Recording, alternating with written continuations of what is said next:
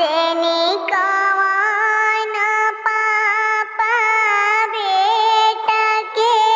बरत रे धरतिया आकाश बादल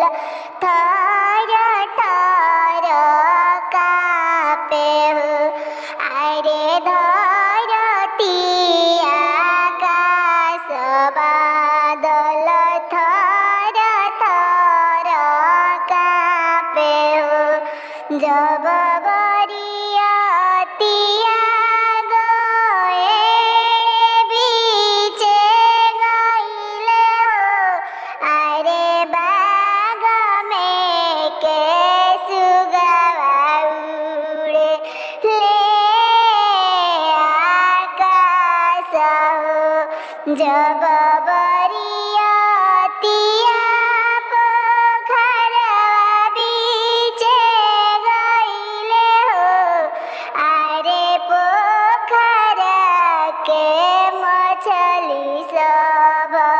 खिलेली पाताल जब बरियतिया दुआरवा पर गइले अरे पापा कवन पापा थाने ले जा बाबा किया रउआ लूटब समाधि किया रउआ लूटब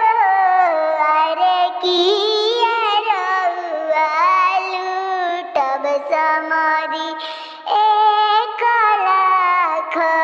रुपया